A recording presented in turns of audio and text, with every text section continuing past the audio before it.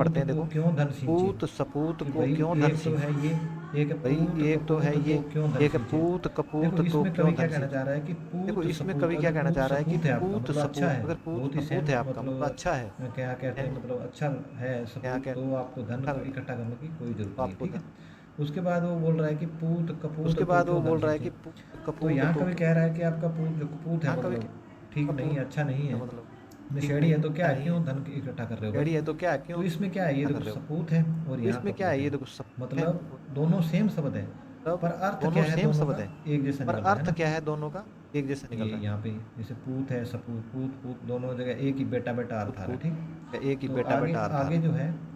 आगे अगले आगे पे जो चलते है, हैं, पांचों भेद हमने कराए आपको, अगले पे उसके चलते हैं बाद हम पांच देखते हैं यमक आए आपको, अलंकार है ना। उसके बाद हम देखते हैं यमक अलंकार। शब्दालंकार का दूसरा भेद है यमक अलंकार। शब्दालंकार का दूसरा यमक अलंकार में क्या होता है कि जब किसी शब्द या अलंकार में क्या होता है कि शब्दांश की जब आवृत्ति किसी होती शब्द है या शब्दांश की और अर्थ आवृत्ति क्या होती अलग है अलग होता है, तो यहाँ और यमक अर्थ अलंकार क्या होता है। अलग अलग बड़े होता ध्यान है की तो बात है। मतलब ऊपर जब हम पढ़ रहे थे तो उसमें क्या आ रहा था कि जब हम शब्द पढ़ बार रहे बार थे आता तो है, वर्ण क्या बार आ बार रहा था आता है, कि तो ये शब्द आप बार देख बार लेते आता हैं, है, ठीक वर्ण बार बार है। आता अभी जो हम यमक पढ़ रहे हैं, यमक के अंदर क्या है, है। जो एक हम शब्द यमक बार पढ़ बार रहे हैं आएगा तो और क्या है, उसका एक अर्थ शब्द जो है बार बार आएगा, वो अलग उसका अलग होगा अर्थ जो एक ही है शब्द का। ठीक है, अलग तो अलग यहाँ होगा देखो एक ही काली शब्द। घटा का ठीक है, घमंड तो घटा, यहाँ देखो काली तो क्या घटा। है भाई, काली घटा का हाँ, घमंड घटा, तो क्या है, ये काली घटा है, घटा का ये घमंड घटा है। क्या है, तो ये दोनों का घटा अर्थ है, है ये काली घटा है। घटा। काली दोनों घटा का ये अर्थ है मतलब काली घटा घटा। मतलब बादल है काली ना। घटा का ये मतलब घमंड घटा, मतलब घटा बादल है। घटना में ना कम का होना है घमंड ना, घटा, ठीक है। घटा घटना तो इसके कम साथ ये होना। पढ़ा आपने, 3 बेर साथ खाती ये थी पढ़ा आपने, और 3 बेर खाती थी। वे 3, एक ये उदाहरण